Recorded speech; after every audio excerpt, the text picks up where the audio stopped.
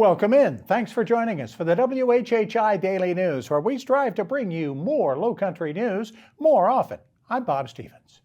We've all heard the myriad stories of Alec Murdaugh's thefts from various clients. Most of us probably have not added it all up yet.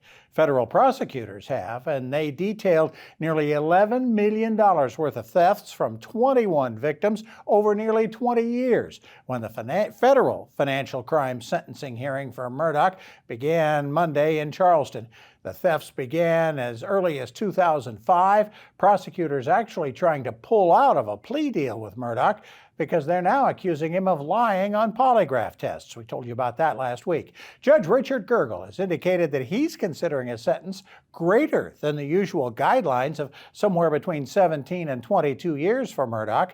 Prosecutors would like the sentences to be added to each other, not run concurrently with the 27-year sentence he received in state court, which would effectively keep him in prison for the rest of his life, even if his murder convictions are someday overturned. A culture of laxity might not be a bad slogan for tourism in the Lowcountry. It's not what we want our county government to be accused of. That's what a long investigation of the county's purchasing practices by an outside investigator has found. The audit only mentions one person by name, former Beaufort County Administrator Eric Greenway, who was fired after authorizing purchases without council approval. Everyone principally associated with the three largest purchases that are being questioned no longer works for the county. Most of the investigative work involved going through the county's P-card system that's used for smaller purchases. The auditor's report says that over the last 5 years, several county employees either failed to follow or blatantly disregarded those procurement rules, but did not name any names. P-card purchases increased from a little more than $1 million back in 2022 to $2 million in 2023. Interim County Administrator John Robinson says the county will enact policies to protect whistleblowers and revamp employee training. A 15-year-old cold case has been warmed up considerably with the arrest of now 41-year-old Antoine Jonathan Doe of St. Helena for murdering his infant child back in 2009. The infant was found lifeless in the Spanish Trace apartments way back then, but no charges were filed back then. Taking another look at the case since December, Beaufort police re-interviewed many witnesses and decided to go ahead and charge Doe with the child's death. He'd had a clean record over the last decade, but was arrested on numerous smaller charges just after the child's death.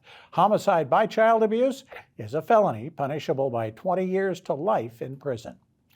The old Sam's Club building in Port Royal Plaza on Hilton Head that's been empty since 2017 and has been touted for all sorts of different purposes has now gone back to ownership by a local owner. The Richardson Group, the folks who own Caligny Plaza, bought the 70,000 square foot building in February and is still working on what it wants to do with the site, other than promising an indoor pickleball facility in part of the space that had been, back in the day, considered for an outlet store, a self-storage facility, and even an upscale grocery store.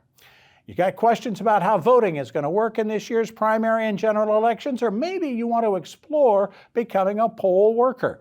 The Beaufort County Board of Voter Registration and Elections is hosting community forums over the next month or so to educate us on all the dates and the rules, beginning with a Wednesday night session at 8 p.m. at the Bluffton Branch Library. The second would be at the Penn Center a week from Wednesday, the 10th. Future sessions will be held in Port Royal, Hilton Head Island, and Seabrook. You can find out more details at the Beaufort County Board of Elections website. And we probably all felt some road rage driving down Highway 278 in Bluffton over the years, but 19-year-old Joshua Castro took it a step too far last week, shooting into the passenger side door of a car he'd been tailgating and then turning around to try to escape. A 22-year-old told deputies that a car was tailgating him, and he started arguing with Castro through the windows. Castro eventually opened fire. That's when the 22-year-old called the cops, and he used their description of the vehicle to catch and arrest Castro. Police advise that if you feel you're about to be a target of road rage, don't engage the enraged one. Pull over and call 911 as soon as possible. For more details on these stories and other Lowcountry news, we invite you to visit the sources listed on your screen. Let's get a look at some more maybe springtime weather as we roll into April. From Maria Soden. Thanks, Bob. Yep, so taking a look ahead, we are going to see quite a few more showers and thunderstorms coming our way throughout the rest of the week, but then we should be seeing the sun coming back out by the end of the week. So taking a look at Tuesday, it's going to be sunny to partly cloudy throughout the day, but then we are going to see scattered showers and thunderstorms throughout the evening. Hilton is going to have a high of 76, a low of 63. Bluffton's going to have a high of 80, a low of 62. And Beaufort's going to have a high of 81 and a low of 63. The sunrise for Tuesday is going to be at 7:09 and sunset's going to be at 7:44. Taking a look at the beach tides, low tide's going to be 11:33 a.m. and high tide's going to be at 4:10 p.m. Taking a look into the rest of the week, Wednesday is going to be scattered showers and thunderstorms throughout the day, but should be clearing up by the evening. Highs are going to be in the 70s, lows in the 50s. Then come Thursday, it's going to be sunny with highs in the 60s, lows in the 40s and 50s. And then come Friday, it's going to be sunny again with highs in the 60s and lows in the 40s. That's it for today. Let's head it back to the desk. Thanks, Maria. We've got a bicycling event coming up that might take advantage of some of that great weather. We'll talk about that upcoming, as well as Charlie Clark from the Hilton Head Bluffton Chamber of Commerce. And yep, a look at sports. It's all coming up next.